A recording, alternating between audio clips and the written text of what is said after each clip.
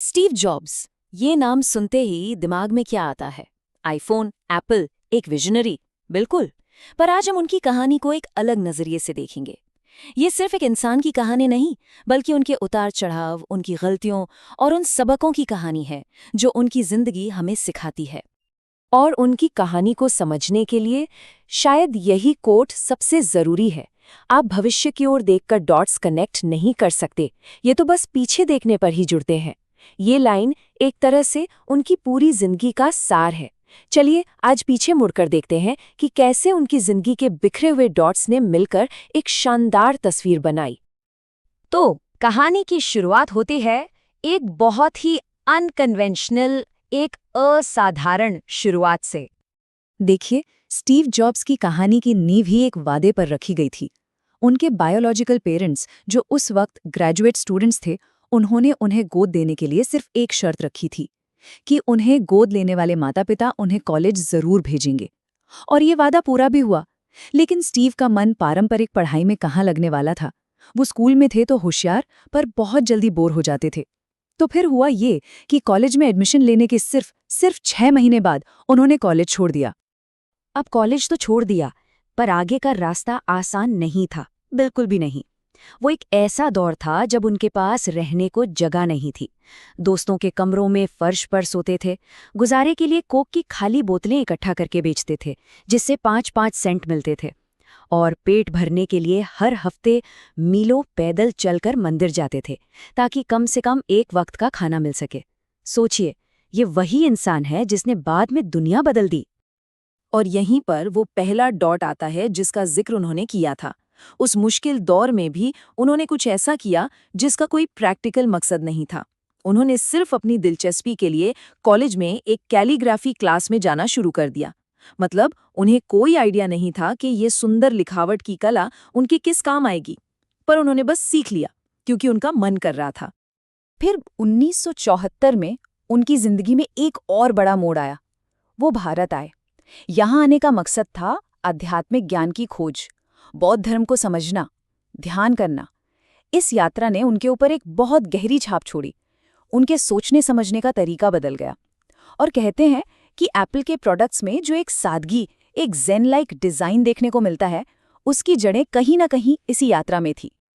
और भारत से लौटने के बाद उनकी जिंदगी का दूसरा और सबसे मशहूर अध्याय शुरू हुआ, एप्पल का उदय।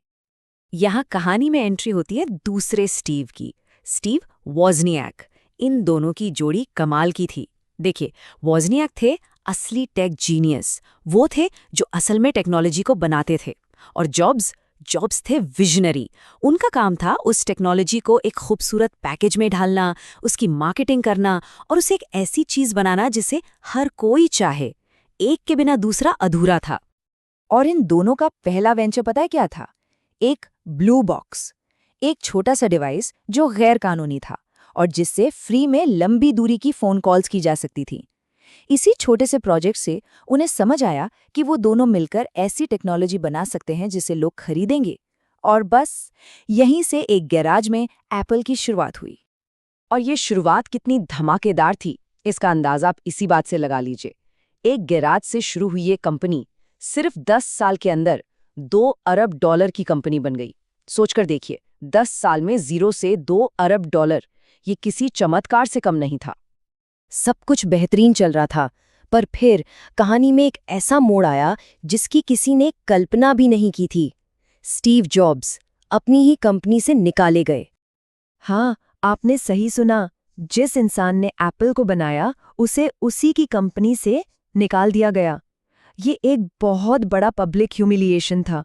जाहिर है, ये उनकी जिंदगी का सबसे बुरा दौर था, एक बहुत बड़ा झटका। लेकिन कई साल बाद उन्होंने खुद कहा कि एप्पल से निकाला जाना शायद उनके साथ हुई सबसे अच्छी चीज थी, क्योंकि ये अंत नहीं था, ये तो एक नई और शायद ज्यादा क्रिएटिव शुरुआत थी। और यहीं से शुरू होता है उनकी जिंदगी का चौथा पड़ाव, एक क्रिएटिव रेनेसांस, एक रचनात्मक पुनर्जागरण। एप्पल से निकाले जाने के बाद वो रुके नहीं, बल्कि ये उनकी जिंदगी का सबसे प्रोडक्टिव दौर साबित हुआ। सबसे पहले उन्होंने एक नई कंपनी बनाई, नेक्स्ट, जो बहुत ही एडवांस्ड कंप्यूटर्स बनाती थी। फिर उन्होंने एक छोटी सी एनिमेशन कंपनी खरीदी जिसका नाम था पिक्सार और उसे दुनिया का सबसे कामयाब एनिमेशन स्टूडियो बना दिया। टॉय स्टोरी जैसी फिल्में उसी की देन है। और फिर देखिए किस्मत का खेल, एप्पल जो मुश्किलों में थी उसने नेक्स्ट को खरीद लिया और इसी के साथ स्टीव जॉब्स की घर वापसी हुई। और वापस आते ही उन्होंने जो पहला काम किया वो कमाल का था। उस वक्त एप्पल 450 से ज्यादा अलग अलग प्रोडक्ट्स बना रही थी और कंपनी दिशाहीन हो चुकी थी। जॉब्स ने आते ही इन सबको बंद कर दिया और सारा फोकस सिर्फ मुट्ठी भर क्रांतिकारी प्रोडक्ट्स पर लगा दिया। उनका फंडा एकदम क्लियर था, हमें 100 अच्छी चीजें नहीं बनानी है, हमें बस 4-5 बेहतरीन चीजें बनानी हैं। तो उनकी कहानी से हम क्या सीख सकते हैं? चलिए बात करते हैं उन सबकों की जो इस विजनरी की जिंदगी हमें सिखाती है। उनकी पूरी जिंदगी को देखें तो कुछ बातें साफ नजर आती हैं। पहली, जिंदगी में मुश्किलें आएंगी पर वापसी करना जरूरी है। दूसरी, अगर कोई महान काम करना है तो उसका एक ही तरीका है, उस काम से प्यार करना। तीसरी, ये याद रखना कि हम सब एक दिन चले जाएंगे। ये सोच हमें बड़े फैसले लेने की हिम्मत देती है। और आखिरी बात, हमारा समय लिमिटेड है, इसे किसी और की जिंदगी जीने में बर्बाद नहीं करना चाहिए। ये जो मौत को याद रखने वाली बात है, ये उनकी जिंदगी का शायद सबसे पावरफुल आइडिया था।